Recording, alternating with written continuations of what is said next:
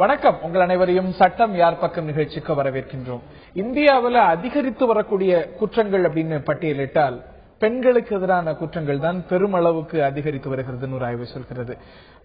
எத்தனையோ சட்ட பாதுகாப்புகளை பெண்களுக்கு இந்திய அரசியலமைப்பு இந்திய சட்டங்கள் கொடுத்திருந்தாலும் கூட இது நடைமுறையாவதில் பல சிக்கல்கள் இருக்கவே செய்கின்றன. இவற்றையெல்லாம் பற்றி இன்றைய சட்டம் யார் பக்கம் நிகழ்ச்சியில் நாம் அலசிருக்கின்றோம். உங்களுடைய நேரடி கேள்விகளுக்கு பதிலளிப்பதற்காக மூத்த வழக்கறிஞர் சாந்தகுமாரி அவர்கள் நிகழ்ச்சியில் இணைகிறார். உங்களை இந்த நிகழ்ச்சிக்கு வரவேற்கின்றோம். ஒரு பொதுவான பார்வை இருக்கிறது, பெண்களுக்கு பல சட்ட பாதுகாப்பு இருக்கிறது, இன்னும் சொல்ல போனால் சட்டம் பெண்களுக்கு ரொம்ப சாதகமாக இருக்கிறது அப்படின்னு. ஆனாலும் பெண்களுக்கு எதிரான குற்றங்கள் அதிகரித்துக் கொண்டே வருகின்றன. பொதுவா பார்க்கும்போது ஏன் இந்த ரெண்டு கான்ட்ராஸ்ட் நினைக்கிறீங்க? இல்ல ஆக்சுவலா எல்லா சட்டங்களும் எல்லோருக்கும் பொதுவானது. ஆனால் பெண்களுக்கு என்று பிரத்யேகமாக இருக்கக்கூடிய சட்டங்களுடைய எண்ணிக்கை என்பது மிக மிக குறைவுதான் compared to the general number. அதோடு நீங்க ஒப்பிட்டு பார்க்கின்ற பொழுது. ஆனால் உண்மையிலேயே பெண்களுக்கு பாதுகாப்பு தேவை என்கிற காரணத்தினால்தான் இந்த சட்டங்கள் அனைத்துமே கொண்டு வரப்பட்டிருக்கிறது. ஒரு உதாரணம், வரதட்சணை தடை சட்டம்.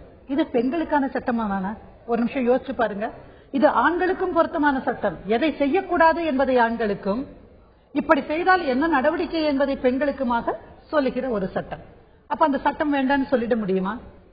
அல்லது harassment against women act, Tamil Nadu prohibition of harassment, முதல்ல ஈவ் டீசிங் தடை சட்டம். பெண்களை கேலி வதை செய்வது என்பது ஒரு குற்றம் தானே. அப்ப அதுக்கான ஒரு ஸ்பெஷல் ஆக்ட் தேவைப்படுகிறது. பெண் சிசு கொலையை தடுக்க வேண்டும். இதெல்லாம் பிரத்யேகமாக பெண்களுக்காக இருக்கக்கூடிய பிரச்சனைகள், பெண்களை பாதிக்கிற பிரச்சனைகள். எனவே இவற்றை தடுத்து நிறுத்துவதற்கு தனித்துவமுள்ள தனிச்சட்டங்கள் அவசியம். அந்த அடிப்படையில தான் இந்த சட்டங்களுடைய எண்ணிக்கையை பார்க்க வேண்டுமே அல்லாமல் பொதுமைப்படுத்தி இதை சொல்லிவிட முடியாது என்பது என்னுடைய வாதம். இந்த சட்டங்கள் இருந்தாலும் கூட இவை எந்த அளவுக்கு பயன்படுத்தப்படுகிறது, இதன் மூலமாக எந்த அளவுக்கு கன்விக்ஷன் இருக்கிறது, இதையும் மீறி பெண்களுக்கு எதிரான குற்றங்கள் பெரிய அளவுக்கு அதிகரித்துக் கொண்டு வருகிறது அப்படிங்கிற ஒரு பார்வை நிச்சயமாக இருக்கவே செய்கிறது. நேர்களாகிய நீங்களும் இது சார்ந்த உங்களுடைய சந்தேகங்களை சிறப்பு விருந்தினர் வாயிலாக தெரிந்து கொள்ளலாம். முதல்ல சொல்லுங்க, இந்திய அரசியலமைப்பு பெண்களுக்கு கொடுத்திருக்கக்கூடிய சட்ட பாதுகாப்புகளை பற்றி முதல்ல விரிவா சொல்லுங்க. அதை பற்றின அவேர்னஸ் மிக குறைவாக இருக்கிறது, மேலும் விரிவா சொல்லுங்க. இல்ல, இந்திய அரசியல் அமைப்பு சட்டம் என்பது பொதுவாகவே சமத்துவத்தின் அடிப்படையில இருக்கக்கூடிய ஒரு சட்டம் தான். Equality is the basic principal நம்முடைய கான்ஸ்டிடியூஷன்ல. எனவே ஆண் என்பதற்கான ஒரு சிறப்பு தகுதிகளோ பெண் என்பதற்கான சிறப்பு தகுதிகளோ பாசிட்டிவ் டிஸ்கிரிமினேஷன் சொல்ல வரேன். அப்படிதான் பொதுவான சட்டம் என்பது அதுதான். அது 1514ல ஈக்குவாலிட்டி பற்றி பேசுறோம். 15 கிளாஸ் 3ல ரொம்ப அழகா சொல்லப்பட்டிருக்கிறது. ஏனென்றால் இங்கே காலம் காலமாக பெண்கள் ஏதாவது ஒரு வகையிலே வஞ்சிக்கப்பட்டிருக்கிறார்கள் அல்லது பிரச்சனைக்கு ஆளாக்கப்பட்டிருக்கிறார்கள். எனவே அவர்களை கைதூக்கி விட வேண்டிய அவசியம் இருக்கிறது என்று நம்முடைய அரசியல் சாசனத்தை ஆக்கியவர்கள் கருதினார்கள். எனவேதான் 15 கிளாஸ் 3ல சொன்னாங்க, இவர்களை கைதூக்கி விட சிறப்பான சட்டங்களை, affirmative action on the part of the state என்று சொல்லுவார்கள். அப்படிப்பட்ட சட்டங்களை கொண்டு வருவது. இந்த நிலையில அகமது என்ற நேர் முகப்பேர் பகுதியிலிருந்து இணைந்திருக்கிறார். அகமது, உங்களுடைய கேள்வியை பதிவு செய்யுங்க. வணக்கம், சொல்லுங்க. வணக்கம், சொல்லுங்க சார். மேடத்திற்காக ஒரு கேள்வி. மேடத்தினுடைய பல நிகழ்ச்சிகளை நான் பார்த்து வந்திருக்கிறேன். அதே நேரத்தில் ஒரு கருத்து என்ன என்று சொன்னால், உண்மையாக பெண்கள் உரிமை என்ன என்பது எனக்கு விளங்கவில்லை. பெண்களுக்கான உரிமை என்பது பெண்களுக்கான கல்வி உரிமை, பெண்களுக்கான சொத்து உரிமை, அவர்கள் இருபாலார்கள் சமமாக நடத்துவதற்கு உரிமை, இதுதான் பெண்ணோட உரிமை. ஆனால் சமீப காலமாக பெண்களுடைய முன்னேற்றத்திற்காக பேசுபவர்களான சமூக ஆர்வலர்களும் வழக்கறிஞர்களும் பெண்களுடைய உடை விடயங்களில் அவர்களுடைய இயற்கையான அவர்கள் உபாதைகளுக்கு எல்லாம் கட்டுப்படாத அளவிற்கு அவர்கள் வரம்புகளை மீறி எப்படி வேண்டாலும் எங்கு வேண்டாலும் சுற்றுவார்கள், எப்படி வேண்டாலும் ஆடம்பரம் அந்நிய உடையை நாங்கள் அணிவோம், இதுதான் எங்களுக்கு உரிமை என்பதை போல் ஒரு தவறான பிரச்சாரத்தை மக்களிடத்திலே எடுத்துச் செல்கிறார்கள். ஆகவே இந்த தவறான பிரச்சாரம் சமூகத்திற்கு ஆபத்தான பல வழிகாட்டுதலை காட்டும். ஏனென்று கேட்டால் ஒரே ஒரு உதாரணம் சொல்கிறேன். ஒரு பொருளை கேள்வி கேளுங்க, நீங்க விளக்கம் கொடுக்கறதுன்னா நீங்களே கூட பேசலாம், தப்பு கிடையாது. நீங்கள் ஒரு கேள்வியை கேட்கணும்னு நான் எதிர்பார்க்கிறேன். பொதுவான விவாதமாக இல்லாமல் ஒரு குறிப்பிட்ட சட்டம் இல்லாட்டி சட்டத்தில் இருக்கக்கூடிய உங்களுடைய சந்தேகங்கள் இருந்தா பதிவு செய்யலாம். இல்ல பரவாயில்ல, நீங்க கேட்க வர்றது பெண்ணியல் இல்ல நான் சொல்லட்டுமா, ஒரு நிமிஷம் இருங்களேன். நீங்க பெண்ணியவாதிகள் அல்லது வழக்கறிஞர்கள் அல்லது இதை பற்றி பேசுகிறவர்கள் வந்து பெண்களுடைய ஆடை என்பது ஒரு பெரிய விஷயமா இருக்கக்கூடாதுன்னு சொல்றதா நீங்க கருதுறீங்க இல்லையா? அதாவது தேசிய உடை மாதிரி இருக்கணும் அப்படின்னு நீங்க பேசுறீங்க. அதுதானே நீங்க கேட்க வர்றது? சரிதானே அகமது? இதுல ஒரு விஷயம் சொல்லி ஆகணும். இந்தியாவை பொறுத்த மட்டிலும் தனியாக தேசிய உடை என்று ஒரு உடையை சொல்லிவிட முடியாது. வட இந்திய மாநிலங்களுக்கு செல்கின்ற பொழுது வந்து சல்வார் கமிஸ்ங்கிறது ரொம்ப சாதாரணமான விஷயம். அப்புறம் தெற்கத்திய மாநிலங்களிலே புடவை கட்டுவது என்பது ஒரு சாதாரணமான விஷயம். பிறகு கிழக்கு மேற்கு மாகாணங்கள்ல அந்தந்த இடங்களுக்கு ஏற்ப சில இடங்கள்ல லுங்கியும் மேல சட்டையும் போடுறவங்களும் இன்னைக்கு இருக்கிறாங்க. எனவே ஒரு தேசிய உடை என்று சொல்லி அந்த தேசிய உடையைத்தான் எல்லா பெண்களும் அணிய வேண்டும் என்று சொல்வது ஒரு தவறான வாதம். எந்த பெண்ணியவாதியும் எந்த வழக்கறிஞரும் யார் இன்டர்வியூ கொடுக்கறாங்களோ அவங்களும் யார் ஒருத்தரும் பெண்களை உடைகளை நீங்க எப்படி வேணா ஆபாசமா போடுங்க அப்படின்னு யாரும் சொல்லல. We are not instigating anybody. Please understand. We are clear on our thoughts. ஒரு பெண் நிர்வாணமாகவே நின்றாலும் உன் மனதை சலனைப்படுத்தாதே அப்படின்னு தான் நான் கேட்கிறேன். ஒரு சின்ன எக்ஸாம்பிள் என்னால சொல்ல முடியும். மேற்கத்திய நாடுகளில் எல்லாம் நான் பயணம் செய்திருக்கிறேன். அப்படி செய்திருக்கிற பொழுது அவங்களுடைய உடைகள் உங்களுக்கு தெரியும் எப்படி இருக்கும் அப்படின்னு சொல்லி இங்கிலீஷ் மூவிஸ் பார்க்காதவங்களே கிடையாது நம்முடைய நாட்டுல. அப்படி பார்க்கிற பொழுது அந்த உடைகளை பார்த்து வேறு எந்த ஒரு ஆணுக்கும் சலனம் ஏற்படுவது இல்லை. ஏன்னா மன நாடுகள் இப்ப நம்ம வந்து இந்தியாவில் அதிகமான பாலியல் குற்றம் நடக்கிறது, நம்மை காட்டிலும் அதிகமா சதவீதத்தின் அடிப்படையிலும் மேற்கத்திய நாடுகள்ல பாலியல் குற்றங்கள் இருக்கிறது. அமெரிக்கால பார்த்தா இந்தியாவோட அதிகம், இன்னும் பல ஐரோப்பிய நாடுகள்ல மன்னிக்கணும். அந்த குற்றங்கள் அதிகம் என்கிற அந்த பட்டியல் வந்து பழமையானது. இப்பொழுது சமீபத்தில் தாம்சன் ராய்ட்டர் நிறுவனம் நடத்திய ஒரு கணக்கெடுப்புல வந்து லா ட்ரஸ்ட் என்கிற அமைப்பு நடத்திய அந்த கணக்கெடுப்பில் சொல்லப்பட்டிருக்கிறது, G7 நாடுகளிலேயே இந்தியாவில் தான் அதிகபட்சமான பெண்களுக்கு எதிரான பாலியல் குற்றங்கள் வந்திருக்கிறது. நாங்கள் யாரையுமே நீங்க வந்து ஆபாசமா உடை போட்டு போங்க அப்படின்னு பெண்களுக்கு எந்த பெண்ணியவாதியும் சொல்லுவதாக கிடையாது. நீங்கள் அப்படி சொன்னால் அது தவறு. அவரவர் பிடித்தமான உடைகளை அணிகிறார்கள். நான் என்ன சொல்றேன், உங்களை நீங்க பெண்களை பார்த்து பேசுற பொழுது அவங்க கண்ணை பார்த்து பேசுங்களேன் சார். அவங்க லெகின்ஸ் போட்டிருக்காங்களா இல்ல டைட்ஸ் போட்டிருக்காங்கிறது அவசியம் இல்லாத விஷயம் இல்லையா? நீங்க கூட ஆண்கள் பைக்ல போகும்போது வேட்டி அப்படி மடிச்சு கட்டிட்டு தான் போறீங்க. சின்ன சின்ன பசங்க காலையில இங்க கடற்கரைக்கு வருகிற போது பாருங்க பெர்முடாஸ் போட்டுட்டு தான் வராங்க. எங்க பெண்கள் யாரும் உங்களை பார்த்து கையை பிடிச்சி இழுக்கலையா சார்? அதனால மனக்கட்டுப்பாடு தான் ரொம்ப முக்கியம். ஆடை என்பது அவரவர் விருப்பம் அப்படிங்கறத நம்ம புரிஞ்சுக்கணும். ரைட். இந்த நிலையில நேர்கள்ட்ட வைக்கக்கூடிய வேண்டுகோள் என்னன்னா, பொதுவாக எது சரி எது தவறு அப்படிங்கிற விவாதம் அல்லாமல் குறிப்பாக இந்த சட்டம் பற்றி உங்களுடைய சந்தேகங்கள் நிகழ்ச்சியில பதிவு செய்து விளக்கம் பெற்றால் சிறப்பாக இருக்கும். இந்த நிலையில சுரேஷ் என்ற ஒரு நேயர் அழைப்பில் இருக்காரு. சுரேஷ், உங்களுடைய சந்தேகத்தை பதிவு செய்யுங்க. மேடம் வணக்கம் மேடம். திருப்பூர்ல இருந்து சுரேஷ் மேடம். வணக்கம் சுரேஷ், சொல்லுங்க மேடம். இப்ப எனக்கு வந்து மேடம் இப்ப நான் வந்துட்டு இங்க திருப்பூர்ல வந்து நான் கம்பெனில வந்துட்டு மேனேஜரா தான் இருக்கேன் மேடம். எங்களுக்கு உண்டான கட்டுப்பாடு எங்களுக்கு என்னன்னா, இப்ப திருப்பூர்ல வந்துட்டு ஒரு ஆடை கட்டுப்பாடுன்றது வந்துட்டு இங்க நம்ம நாட்டுல இருக்கிறாங்க, ஒன்னும் பிரச்சனை இல்ல. இந்த சைடு என்னன்னா வடநாட்டு இந்தியர்கள் வந்து இங்க வந்துட்டு அவங்களோட கலாச்சாரத்துக்கு நம்ம பொண்ணு மாறுறாங்களா, இத பத்தி உங்களோட பதில் என்ன சார்? அதுதான் நான் முதல்லயே சொன்ன மாதிரி இந்திய தமிழ்நாட்டிலேயே எடுத்துட்டீங்கன்னா நீங்க ஒரு கணக்கெடுப்பு நடத்தி பாருங்க. இதை பற்றி பேசுற எல்லாருக்குமே நான் வேண்டுகோள் வைக்கிறேன். எவ்வளவு பெண்கள், பெரும்பாலான பெண்கள் புடவையை அணிகிறார்கள் அல்லது சரியான உடை அணிகிறார்கள், எத்தனை சதவிகிதமான பெண்கள் வந்து வேறு விதமான உடை அணிகிறார்கள் நீங்க கணக்கெடுத்து பாத்தீங்கன்னா அது ஒரு நெக்லிஜிபிள் அமௌண்ட் தான். அது மட்டும் இல்ல, அப்படி வட இந்திய பெண்கள் திருப்பூருக்கு வந்த பிறகு திருப்பூரில் இருக்கக்கூடிய பெண்கள் அந்த உடை அணிந்தால் அது அவர்களுடைய விருப்பம் தானே சார்? அது ஏன் நம்ம வந்து அதை கட்டுப்படுத்தணும்? உடை என்பது இப்போ நீங்க என்ன பேண்ட் போடுறீங்க, நீங்க ஜீன்ஸ் போடுறீங்களா, வேஷ்டி கட்டுறீங்களா, இல்ல பேண்ட் போட்டுக்கிறீங்களா, பெர்முடாஸ் போட்டுக்கிறீங்களா, இல்ல வேறு எந்த ஆடை மேல ஒண்ணுமே போடாம கூட நடந்து போலாம். இதெல்லாம் வந்து உங்களுடைய விருப்பம் எப்படியோ அது பெண்களுக்கான விருப்பமும் கூட. அவர்களது விருப்பத்தை வந்து நீங்க மதிக்கணும். அதே சமயம் எது ஆபாசம் என்று வருகிறதோ அப்பொழுது சகோதரனோ தகப்பனோ அல்லது கணவனோ இது தேவையில்லை என்பதை எடுத்துச் சொல்வதில் தப்பே கிடையாது. இதெல்லாம் வேண்டாம்னு சொன்னதுக்கு அப்புறம் இல்ல நான் எல்லாத்தையும் கலைஞ்சிட்டு நிர்வாணமா தான் போவேன்னு சொல்ற மாதிரி இந்திய பெண்கள் இதுவரைக்கும் மாற மாட்டார்கள் நம்பிக்கையும் எங்களுக்கு உண்டு. சட்டம் யார் பக்கம் அப்படின்னா பெண்கள் பக்கம் நிறைய சட்டங்கள் இருக்கின்றன. ஆனால் நடைமுறை அல்ல நீதி பெண்கள் பக்கம் இருக்கிறதா? நிறைய இந்தியா மட்டுமல்ல பல நாடுகள் இந்த சட்டங்கள் இருந்தாலும் கூட ரேப் கேசஸ் ஆகட்டும் இல்ல செக்ஷுவல் அசால்ட் ஆகட்டும் ரொம்ப குறைவாகத்தான் கன்விக்ஷன் இருக்கிறது என்ற ஒரு பார்வை இருக்கிறது. எதனால நினைக்கிறீங்க? இல்ல, அதுக்கு வந்து சிஸ்டம் ஒரு மிகப்பெரிய எதிரியாக இருப்பதாக நான் நினைக்கிறேன்.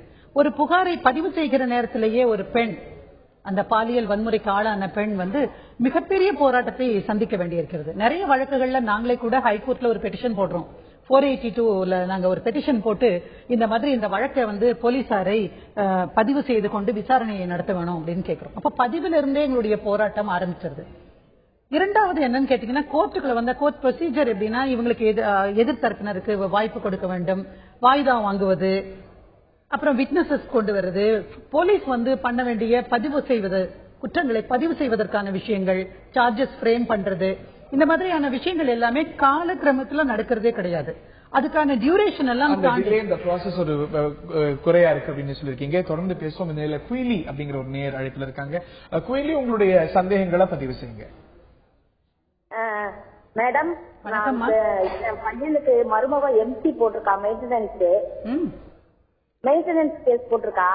என் பையன் வந்து வெளியூர்ல இருக்கான், அப்ராட்ல இருக்கான். அவன் வேலைக்கு கம்பெனில லெட்டர் கொடுத்து வேலையை தூக்கிட்டா, எல்ஓசி போட்டுட்டா, அங்க இதுக்கு வராதபடி கேஸ் போட்டா. ஆனா எம்சில வந்து எனக்கு 50,000 கொடுன்னு சொல்லி கேட்டிருக்கா. ஆனா அவ வேலைக்கு போறத நாங்க கண்டுபிடிச்சு வச்சிருக்கோம் மேம். அது செல்லுமா செல்லாதா? அம்மா, அவங்க வந்து முறைப்படி வேலைக்கு போய் சம்பாதிச்சு தன்னை காப்பாற்றிக் கொள்கிற நிலையில இருந்தாங்கன்னா, அதாவது who is capable of maintaining herself அப்படிங்கிற விஷயம் தான் அடிப்படையான விஷயம். அப்படி இருந்தா அவங்க மெயின்டெனன்ஸ் கேட்க முடியாது. ஆனால் அவர்களுடைய ஊதியம், அவங்க வாங்குற சம்பளம் இருக்கு இல்லையா, அது உங்க மகன் வாங்குகிற சம்பளத்தை காட்டிலும் ரொம்ப ரொம்ப குறைவா இருக்கிற பட்சத்துல உங்க மகனுடைய ஸ்டேட்டஸ்க்கு ஏத்த மாதிரி நான் வாழ்க்கையை அமைத்துக் கொள்ள எனக்கு வந்து வாழ்க்கை பொருளுதவி தொகையான ஜீவனாம்சத்தை கொடுங்கன்னு கேட்கலாம். அதுக்கு வந்து சட்டம் இடம் கொடுக்கிறது. According to the status of the husband, வைஃபுக்கு மெயின்டெனன்ஸ் கொடுக்கணும்னு சொல்லுது. இதுல வந்து அவங்க எழுதி போட்டு அவங்க வேலை இல்லாம இருந்தாங்கன்னா உங்க மகன் வந்து தான் வேலை இல்லாமல் இருப்பதை ப்ரூவ் செய்யணும். சும்மா வேலை இல்ல அப்படின்னு சொல்றது பெரிய விஷயம் கிடையாது. ஏன்னா இன்றைக்கு கோர்ட்ல இருந்து சுப்பினா அப்படிங்கிற வகையில வந்து நோட்டீஸ் அனுப்பி அந்த முதலாளிக்கே அனுப்பி இந்த இடத்துல இவர் வேலை செய்யறாரா, இவருடைய சம்பளம் என்ன அப்படின்னு கேட்டு கொண்டு வந்து விட முடியும். அதனால வேலை செய்யாத பட்சத்தில் உங்க மருமகள் ஏற்கனவே அவங்க வேலை செஞ்சு சம்பாதிச்சிட்டு இருந்தா அதுல வந்து அவங்க கேட்க முடியாது. ஆனால் வேலை செய்து கொண்டு இருந்தால் அவருடைய ஊதியம் என்னவோ அந்த அளவிற்கான மெயின்டெனன்ஸ் அவர் கொடுக்க வேண்டிதான் இருக்கும். ரைட். இந்த ஜீவனாம்சம் பற்றி பல சந்தேகங்கள் நிறைய பேருக்கு இருக்கிறதா பார்க்கிறோம். அது சார்ந்த அதுல இருக்கக்கூடிய நடைமுறைகள், அதுக்கான ரிக்விசைட்ஸ் பத்தி மேலும் விரிவா நீங்க சொன்னா நல்லா இருக்கும். இல்ல, இந்த ஜீவனாம்சம் அப்படிங்கறத அடிப்படையில எல்லா சட்டங்கள்லயும் வித்தியாசமான சட்டங்கள் தான். என்னன்னா, நீங்க வந்து மற்ற சட்டங்கள் எல்லாம் பொதுவானது. கோட் ஆஃப் சிவில் ப்ரொசீஜர் ஆகட்டும், அல்லது கோட் ஆஃப் கிரிமினல் ப்ரொசீஜர் ஆகட்டும், இந்திய தண்டனை சட்டமாகட்டும், இவை எல்லாமே வந்து ஆணுக்கும் பெண்ணுக்கும் பொதுவானது, எல்லா மதத்தினருக்கும் பொதுவானது. ஆனால் திருமணம், ஜீவனாம்சம், குழந்தையின் பாதுகாப்பு, இப்படிப்பட்ட விஷயங்கள், குடும்பம் சம்பந்தப்பட்ட இந்த விஷயங்கள் அனைத்துக்குமே அந்தந்த மதத்திற்கேற்ப சட்டம் வந்து மாறுபடுகிறது. அந்தந்த மதத்துல ஒரு ஒரு சட்டம் அவங்க எப்படி மெயின்டெனன்ஸ் கொடுக்கணும் அப்படிங்கிற மாதிரி இருக்கு. குறிப்பா சொல்ல போனா இன்றைக்கு வந்து இந்துக்களுக்குன்னா 24வது பிரிவில் ஹிந்து திருமண சட்டத்தின் 24வது பிரிவின் கீழே நீங்க வந்து ஜீவனாம்சம் கேட்டு வழக்கு தாக்கல் செய்யலாம். அல்லது 18ல வந்து guardians and wards act, maintenance and guardians and ward, காமான்னு சொல்லுவாங்க, அந்த சட்டத்தின் கீழையும் நீங்க கேட்கலாம். ஆனா இஸ்லாமியர்களுக்கு பாத்தீங்கன்னா திருமணமாகி 3 மாதங்கள் இத்தத் பீரியட் வரைக்கும் தான் அவங்க வந்து கொடுக்கணும், மெஹரை ரிட்டர்ன் பண்ணணும், அவ்வளவுதான்.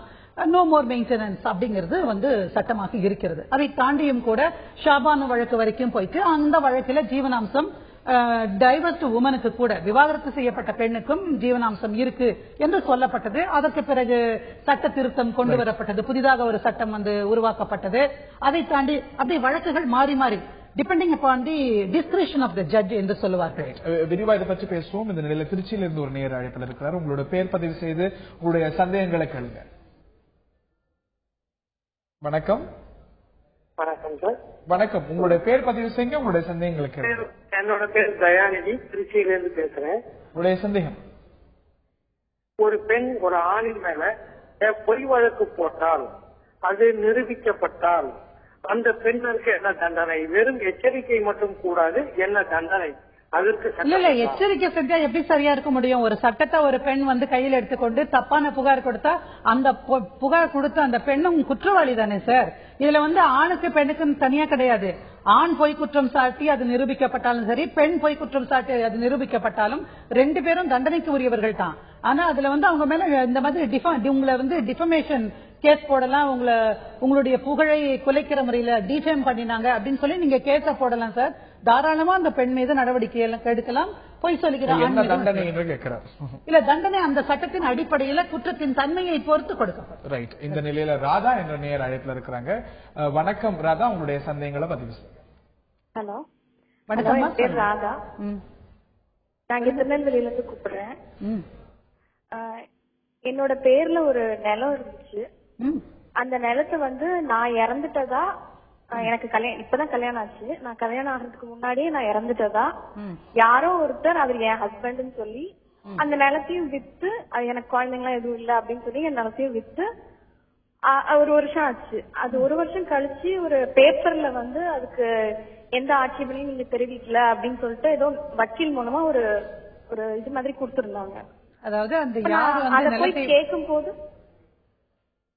நான் சொல்லலாமாமா, என்னன்னா அந்த ஆட்சேபனையில என்ன கேட்டிருப்பாங்கன்னா, இந்த பத்திரம் எல்லாம் காணாம போயிடுச்சு, இதுக்கு யாராவது உரியவர்கள் இருந்தா நீங்க வந்து சொல்லணும், ஆட்சேபனை இருந்தால் ஒரு வாரத்திற்குள்ள தெரிவிக்கணும் அப்படின்னு போட்டிருப்பாங்க.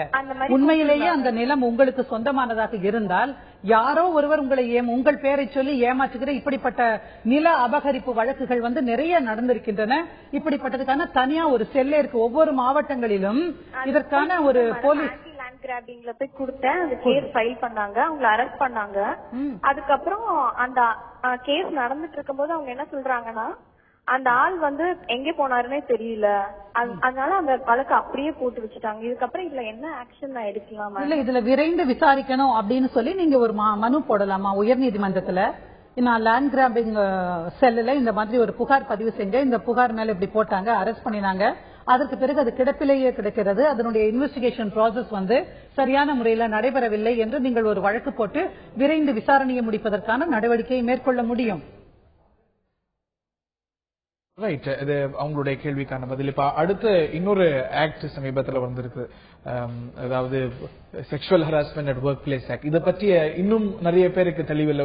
ஒவ்வொரு நிறுவனமும், ஒரு குறிப்பிட்ட நபர்களுக்கு மேல இருக்கக்கூடிய நிறுவனமும் ஒரு கமிட்டி அமைக்கணும். இது பற்றிய தெளிவு இன்னும் பல பேருக்கு இருக்கு. விசாகா வழக்குக்கு பிறகுதான் வந்து எல்லா இடங்களிலுமே விசாகா கைட்லைன்ஸ் அடிப்படையில் புகார் கமிட்டிகளை அமைக்கணும்னு சொன்னாங்க. அதுக்கப்புறம் நீண்ட போராட்டத்திற்கு பிறகு 2013 sexual harassment against women, sexual harassment against women at work place redressal அந்த கிரீவன்ஸ், அதுக்கான ஒரு சட்டம் வந்து 2013 கொண்டு வரப்பட்டது. இதன் அடிப்படையில் பாத்தீங்கன்னா எல்லா இடங்களிலுமே அமைப்பு சார்ந்த தொழில் உள்ள பேங்க், இன்சூரன்ஸ் அல்லது பெரிய பெரிய கம்பெனிகள், இந்த மாதிரி அமைப்பு சார்ந்த தொழில் இருக்கக்கூடியவங்களுக்கு இன்டர்னல் கமிட்டிஸ் வந்து கான்ஸ்டியூட் பண்ணணும் அப்படின்னு சொல்லியிருக்காங்க. அமைப்பு சாராத தொழில இருக்கிறவங்களுக்கு லோக்கல் கமிட்டிஸ் கான்ஸ்டியூட் பண்ணணும் அப்படின்னு. குறைந்தது எவ்வளவு பேர் இருக்கக்கூடிய நிறுவனம்?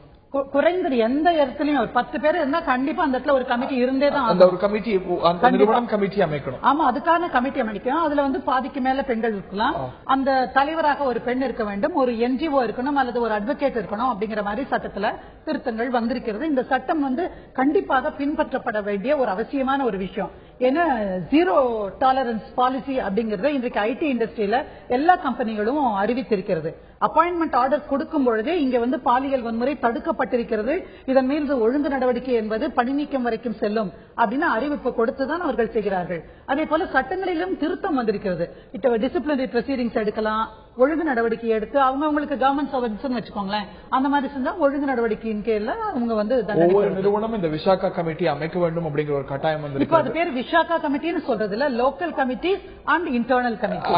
அது 10 பேருக்கு குறைவா இருக்கக்கூடிய இடத்துல டிஸ்ட்ரிக்ட் கமிட்டி அதுக்கான பணியை செய்யும். அதை பற்றியும் விரிவா பேசுவோம். இந்த நிலையில ஒரு நேர் அழைப்புல இருக்காங்க. வணக்கம், உங்களுடைய பேர் பதிவு செய்யுங்க. சாந்தி என்ற நேர் அழைப்புல இருக்காங்க. சாந்தி, உங்களுடைய கேள்வியா இருக்காங்க. ஹலோ, சொல்லுங்கம்மா. மேடம், எனக்கு கல்யாணம் முடிஞ்சு 1 இயர் ஆகுது. 1 மாதம் தான் ஹஸ்பண்ட் வீட்டுல இருந்தேன். கொஞ்சம் நகை பிரச்சனைனாலதான் ஆரம்பிச்சது.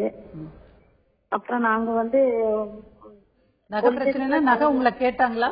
அதிகமான நகை கேட்டாங்களா இல்ல போட்டு வந்த நகை தங்கம் இல்லன்னு சொன்னாங்களா? பேசினபடி நாங்க நகை கம்மியா போட்டோம். பேசினபடி கொஞ்சம் கம்மியா போட்டோம். உடனே ஃபுல்லா தந்தாதான் வரணும்னு சொல்லிட்டாங்க. நாங்க போலீஸ் ஸ்டேஷன்ல கொடுத்தோம், புகார் கொடுத்தோம். அவங்க வந்து நான் எப்படியும் எங்க சேர்த்து வைங்கன்னு சொல்லி கொடுத்தோம். ஆனா 2 பேரும் சேர்த்து வைக்கிறேன்னு சொன்னாங்க. கேட்டு பார்த்ததுக்கு எங்க வீட்டுக்காரர் இல்ல, நாங்க கோர்ட்ல பாத்துக்கிடுவோம் அப்படின்னு சொல்லிட்டாங்க. அது என்ன பண்றதுன்னு தெரியல. பெண்களுக்கு கத்தி மேல நடக்கிற மாதிரியான விஷயமா? டவுரி ப்ரொஹிபிஷன் ஆக்ட பொறுத்த வரைக்கும் இந்த மாதிரி கல்யாணத்துக்கு இவ்வளவு பவுன் போடணும்னு பேரம் பேசி அந்த பேரத்தின் அடிப்படையில் ஒரு கல்யாணம் நடந்தா அதுவே குற்றம் என்று சொல்லப்படுகிறது. அதன் அடிப்படையில் குற்றம் இழைத்தவர்கள் கொடுத்தவங்களும் சரி வாங்கினவங்களும் சரி தண்டனைக்கு உரியவர்கள் தான். நீங்களும் சரி அவர்களும் சரி. ஆனா இந்த மாதிரி விஷயங்கள் வருகின்ற பொழுது நம்முடைய பெண்கள் கேட்கறது குற்றவாளியை நடவடிக்கை அவங்க மீது நடவடிக்கை எடுன்னு கேட்பதை காட்டிலும் என்னை என் வீட்டுக்காரரோட சேர்த்து வைங்கன்னு தான் நம்ம சொல்ல கேள்விப்பட்டிருக்கோம். எனவே என்ன ஆகுதுன்னா, ஒரு பக்கம் நீ புகார் கொடுக்கற, ஒரு பக்கம் சேர்ந்து வாழ விரும்புற அப்படிங்கிற அந்த ஒரு சூழ்நிலையில போலீசாரும் சில நேரங்கள் மேடம் புகாரும் நான் கொடுத்தது சேர்த்து வைக்க முடியாதான் கொடுத்தேன். டவுரி ஹராஸ்மெண்ட் நல்லமா கொடுத்துருக்கீங்க. அப்படிலாம் கேட்கல, அதை பத்தியே பேசி எடுக்கல. எனக்கும் ஹஸ்பண்ட் சேர்த்து வைங்கன்னு சொன்னோம், வேற எதுவுமே நாங்க சொல்லல. சரி, நீங்க கொடுத்து பாருங்கம்மா. நடவடிக்கை எடுக்கலைன்னா போலீஸ் மேல நடவடிக்கை எடுக்க சொல்லி மேலதிகாரிகளுக்கு எழுதலாம் அல்லது உயர்நீதிமன்றத்தில் வழக்கு தொடுக்கலாம். அது மட்டும் இல்லாம நீங்க உங்க கணவரோட உண்மையிலேயே சேர்ந்து வாழணும் நீங்க நினைச்சீங்கன்னா நீங்க ஃபேமிலி கோர்ட்டுக்கு போய் ஒரு பெட்டிஷன் போடுங்க. செக்ஷன் 9 ஹிந்து மேரேஜ் ஆக்ட்ல, இந்து திருமண சட்டத்தின் 9வது பிரிவின் அடிப்படையில் சேர்ந்து வாழ்வதற்கான சேர்த்து வையுங்கள் என்கிற கோரிக்கையோடு நீதிமன்றத்தில் மனு போடலாம். இருவரையும் அழைத்து வைத்து பேசுவார்கள், கவுன்சிலிங் நடக்கும், சேர்த்து வைக்க முயற்சி நடக்கும்.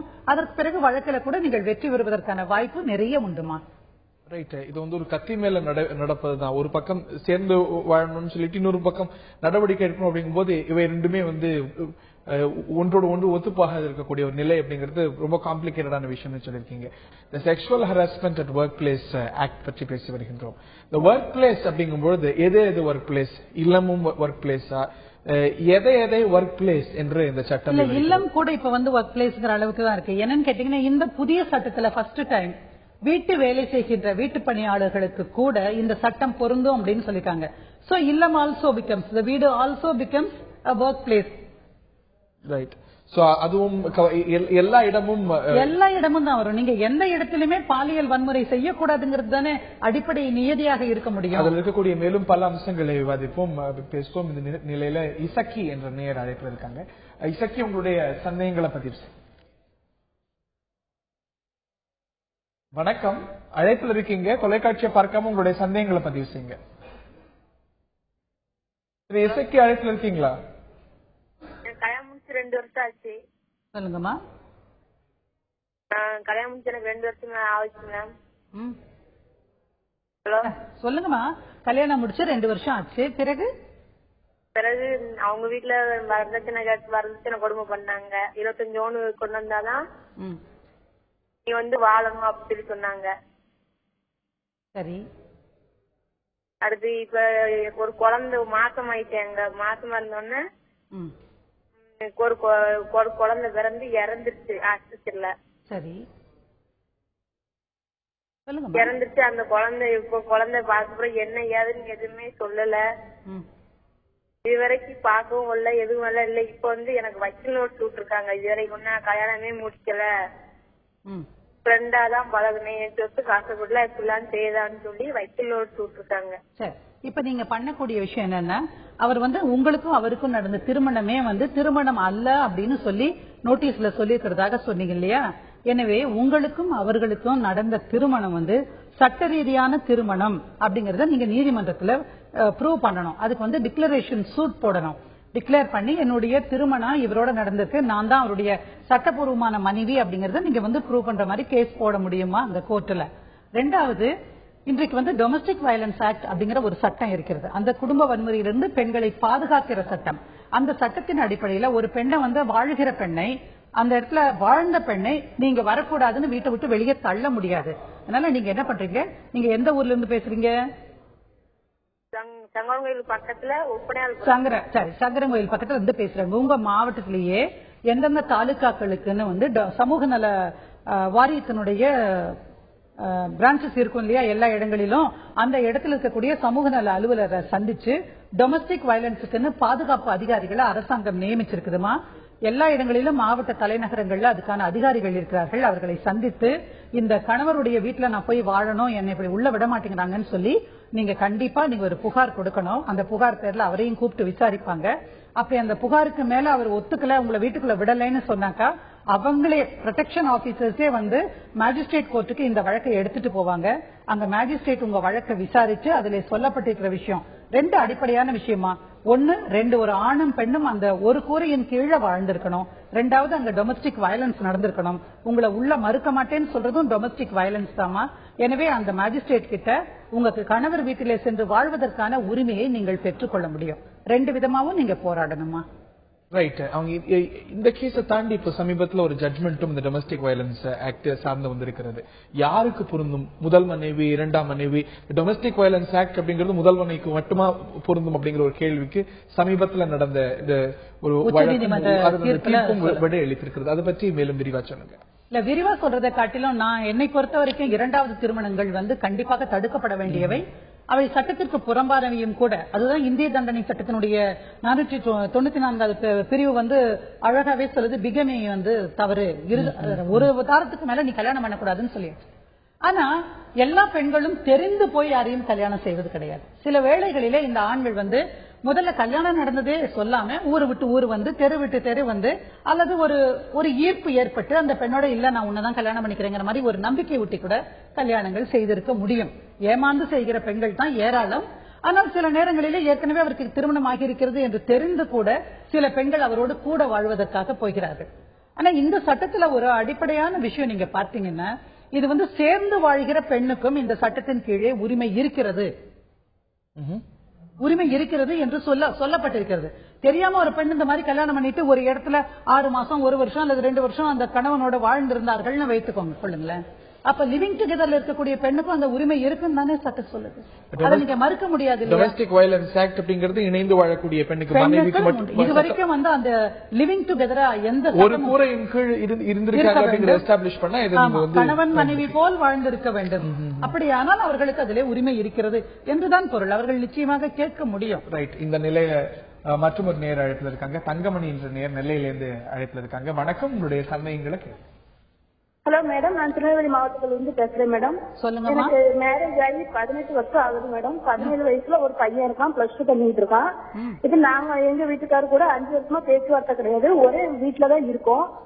ஆனா அவர் நானா வெளியே போற மாதிரி நானா டைவர்ஸ் பண்ணாதான் ஜீவனாம்சம் கொடுக்க வேண்டாம் அப்படிங்கறதுனால என்னைய நானா போற மாதிரி அவர் டார்ச்சர் பண்றாரு. இப்போ நான் வெளியே போனேன்னா எனக்கு வேற வேலை எதுவும் கிடையாது, அதனால நான் ஜீவனாம்சம் வாங்க முடியுமா மேடம்? நீங்க வெளியே போனாலும் வாங்க முடியும், உள்ள இருந்துட்டு உங்களை கவனிக்கலன்னு சொன்னாலும் நீங்க ஜீவனாம்சம் கேட்க முடியும். நீங்க அந்த வீட்டு விட்டு போக வேண்டிய அவசியம் இல்லை. இப்ப நான் கொஞ்ச நேரத்துக்கு முன்னாடி சொல்லிட்டு இருந்தேன் பாத்தீங்களா, ஒவ்வொரு பெண்ணுக்கும் தன்னுடைய கணவனுடைய வீட்டிலே வாழ்வதற்கான முழு உரிமை இருக்கிறது. அப்படி உங்களை வெளியே அனுப்பிட்டாருன்னு வச்சுக்கோங்க, அடிச்சு வெளியே துரத்தினா கூட நீங்க சொல்லலாம் இது என் வீடு நான் போக மாட்டேன் அப்படின்னு சொல்லலாம். அதை தாண்டி நீங்க ஒருவேளை இல்ல மேடம் நான் இங்க இருந்தேன்னா என்ன அடிச்சே கொன்னுடுவார் அப்படிங்கிற மாதிரி ஒரு பயம் இருந்ததுன்னு வச்சுக்கோங்களேன், நீங்க வெளியே போய் கூட ஒரு வீட்டுக்கு வாடகைக்கு ஒரு வீட்டை எடுத்து நீங்க குடியிருக்கலாம். அந்த வீட்டுக்கான வாடகை, அட்வான்ஸ், மெயின்டெனன்ஸ் எல்லாமே உங்க கணவர் தான் கொடுக்கணும். அதுக்குதான் நான் சொல்றேன், குடும்ப வன்முறையிலிருந்து பெண்களை பாதுகாப்பதற்காக இருக்கக்கூடிய சட்டத்தின் அடிப்படையிலே அரசாங்கம் நியமித்திருக்கக்கூடிய ப்ரொடெக்ஷன் ஆபீசர்ஸ் நீங்க போய் பாத்தீங்கன்னா இதை செஞ்சு தருவாங்க. ஆனா ஒரு விஷயம் உங்களுடைய போராட்டத்தை நான் பாராட்டுறேன், நீங்க வேலை இல்ல அதனால வெளியே போக முடியலன்னாங்க. அதுதான் இன்றைக்கு இந்தியாவில் இருக்கக்கூடிய எண்ணற்ற பெண்களுடைய வாழ்க்கையாக இருக்கிறது. நீங்க போக வேண்டிய அவசியம் இல்ல, ஆனா அதே சமயம் வீட்டிற்குள்ளேயும் இப்படிப்பட்ட வன்முறையில இருக்க வேண்டிய அவசியம் இல்ல. நீங்க பாதுகாப்பு அதிகாரிய நீங்க அணுகலாமா. ரைட். அடுத்து ஒரு நேர் அழைப்புல இருக்காங்க. திரு மதுசூதன் அழைப்புல இருக்கிறார். திரு மதுசூதன், உங்களுடைய சந்தேகங்களை பதிவு செய்யுங்க.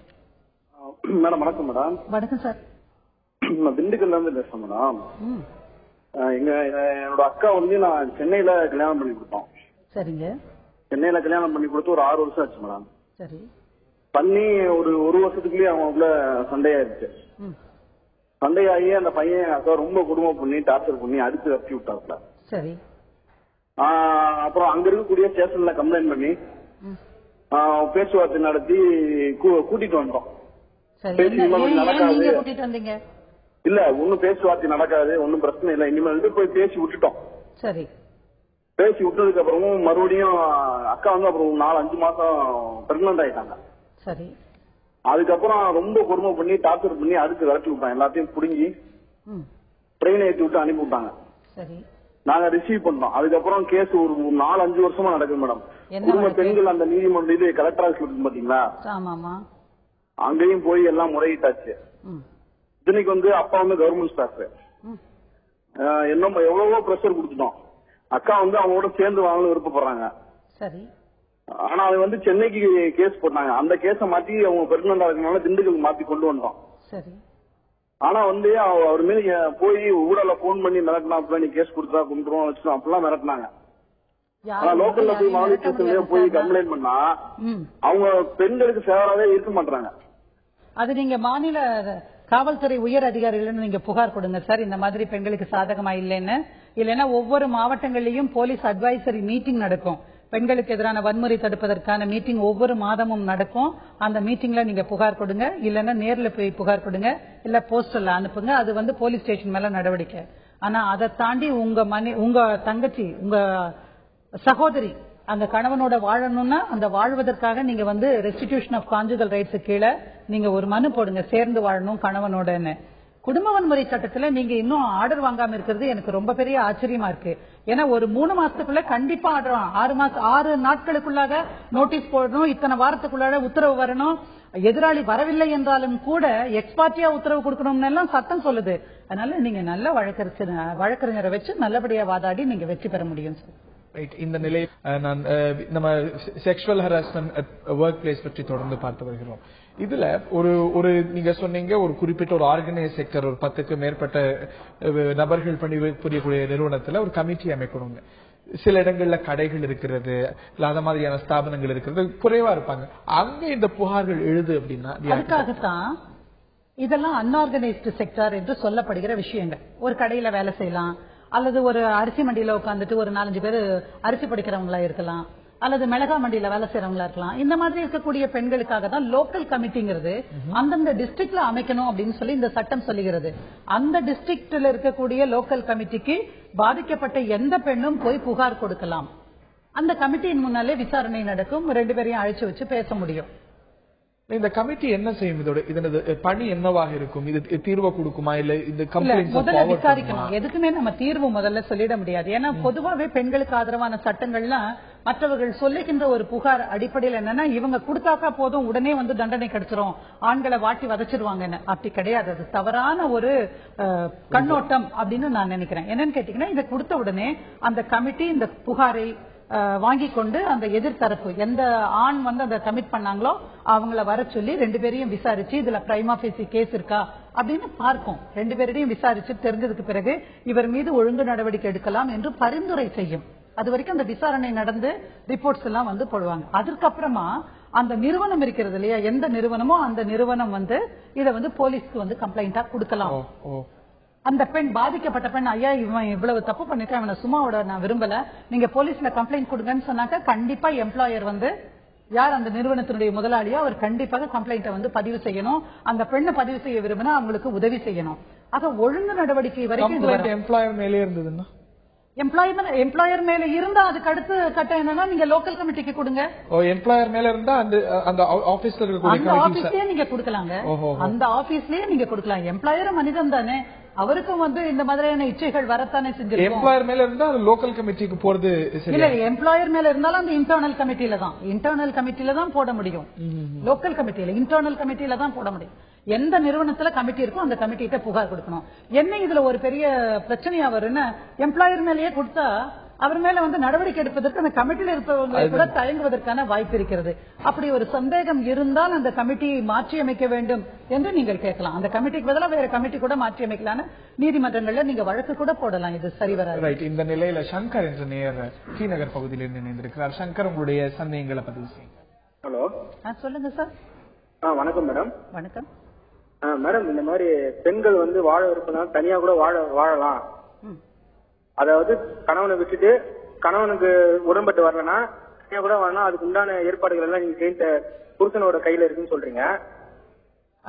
ஹலோ, புருஷனோட கையில இருக்கு. அது புருஷனோட கையில இருக்கும். பெண்களே வந்து இல்ல என்னோட அம்மா வீட்டுல தான் நான் வாழ்வேன், எங்க அம்மா வீட்டுல தான் நான் கடைசி வரைக்கும் நான் வாழ்வேன் அப்படின்னு சொல்லி பெண்களே வந்து அதாவது என்னோட அம்மா காரியங்களே வந்து இந்த மாதிரி எனக்கு என் பொண்ணு வந்து என் வீட்டோட அமைச்சிருங்க. அப்ப எதுக்கு மேடம் நம்ம வந்து திருமணம்ன்றது ஒண்ணு செய்யணும்? நியாயமான கேள்வி சங்கர் நீங்க கேட்டுக்கிறது. கல்யாணம்னு பண்றதே வந்து ஒரு தாம்பத்திய உறவு கொண்டு கணவனுக்குரிய கடமைகளை மனைவியும் மனைவிக்குரிய கடமைகளை கணவனும் செய்வதற்காகத்தான் அது ஒரு ஏற்பாடு, ஒரு ஒப்பந்தம் போலதான் 2 பேரும். அதுல ஒரு நபர் நான் வந்து உன்னோட வாழ மாட்டேன், எங்க அம்மா வீட்டுல தான் வாழ்வேன்னு சொன்னா அதுக்கு திருமணத்திற்கு அர்த்தமே இல்லை. ஆனால் அப்படி அந்த பொண்ணு அம்மா வீட்டுல தான் நான் போய் இருப்பேங்கிறதுக்கு ஒரு வலுவான காரணம் இருந்ததுன்னு வச்சுக்கோங்க. நீங்க அடிக்கிறீங்க, உதைக்கிறீங்க, அல்லது அந்த நபர், அந்த கணவராகப்பட்டவர் வந்து கஷ்டப்படுத்துறாங்க, சாப்பாடு போடாம பட்டினி போடுறாரு, அல்லது வேறு யாரோட தவறான உறவு வச்சிருக்கிறார், குடுத்து விட்டு கலாட்டா செய்யறாரு, இந்த மாதிரி நியாயபூர்வமான காரணங்களுக்காக ஒரு பெண் கணவனை விட்டு வெளியே இருந்தால் அதை ஒண்ணும் பண்ண முடியாது. அவங்களுக்கு தேவையான உதவிகளை ஆண் செஞ்சுதான் ஆகணும். ஆனால் அதுவே காரணம் இல்லாமல், சரியான காரணங்கள் இல்லாமல் மன உறவை நிர்பந்தித்து அங்கிருந்து வெளியே போய் வேண்டான்னு நிராகரித்து அந்த பொண்ணு வெளியே போயிடுச்சுன்னு வச்சுக்கோங்க, அதுவே வந்து டைவர்ஸ்க்கு ஒரு காரணமாக இருக்கும். தாம்பத்திய உறவுல அவர்கள் ஈடுபடவில்லை, கான்ஜுகல் ரிலேஷன்ஷிப் எங்களுக்குள்ள இல்ல, காரணம் இல்லாமல் என்னை விட்டு பிரிந்திருக்கிறார், எனவே எனக்கு விவாகரத்து கொடுங்கள் என்று கேட்பதற்கு நீங்க சரியான முகாந்திரம் இருக்கிறது, செய்ய முடியும். அல்லது இல்ல இவ இப்படி இருக்கா, இவளை விட மாட்டேன், நான் அவளோட தான் வாழ்வேன்னு நினைக்கிற ஆணாக இருந்தா சேர்ந்து வாழ்றதுக்கும் நீங்க மனு போடலாம், அதுக்கும் வாய்ப்பு இருக்கு. பல்வேறு கேள்விகள், நேர்களுடைய பல்வேறு கேள்விகளுக்கு விரிவா விடையளிச்சீங்க. சில சட்டங்களை பற்றி, அதனது நுணுக்கங்களை பற்றி விரிவா நேர்களுக்கு விளக்கினீங்க. தந்தி டிவி சார்பாக நன்றி. பார்த்த நேர்களுக்கும் நன்றி தெரிவித்து விடைபெறுகின்றோம். வணக்கம்.